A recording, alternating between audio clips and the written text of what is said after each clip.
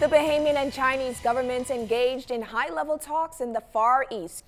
The Bahamas seeking to secure a new airlift, a new indoor stadium, and new partnership for BAMSI during government's week-long visit to the People's Republic of China. The 13-member delegation led by Prime Minister the Right Honorable Christie will have a busy and aggressive schedule, meeting with the heads of the Chinese government and private investors. Our Clint Watson tonight speaks one-on-one with the Prime Minister on the week ahead.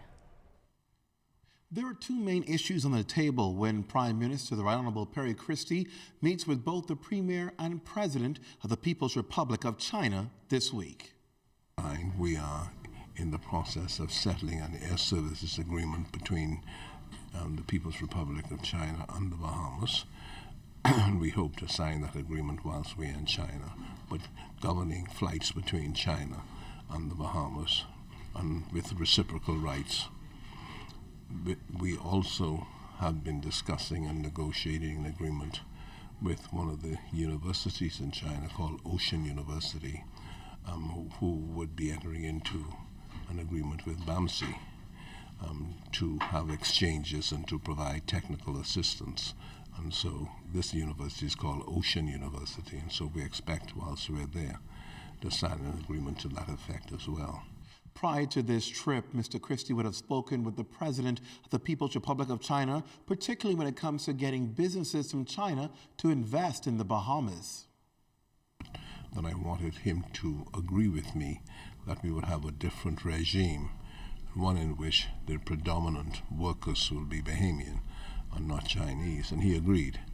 And that is interesting because now the China Construction has purchased the Hilton Hotel, will commence work in April and predominantly using Bahamian labor.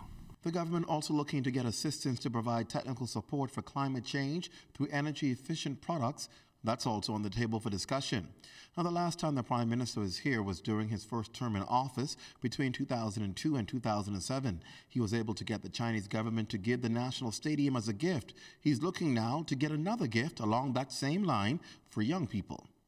While here, Mr. Christie will visit with the Genting Group, who owns Resorts World Bimini, to discuss future interests for Bimini, as well as the principles of BAHAMAS to discuss airlift. There's one particular issue that I'm hoping that to speak to Chinese investors about, and that is the West End development, the game development. So we're going to be very active. We expect to have some results of consequence from this trip. Aside from these bilateral talks, Mr. Christie would also perform his first official duty as the incoming chairman of CARICOM by addressing the first ministerial meeting of the Forum of the Community of Latin American and Caribbean States and the People's Republic of China, called the CELAC China Forum.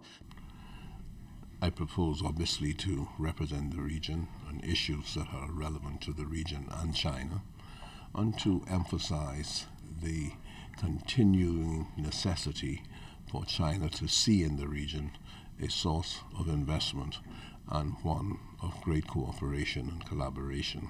Mr. Christie's arrival has made headlines throughout China television, and that's perhaps because of the importance of the relationship between the Bahamas and China and the strong friendship that we enjoy. It's something Mr. Christie hopes on building on while here this week.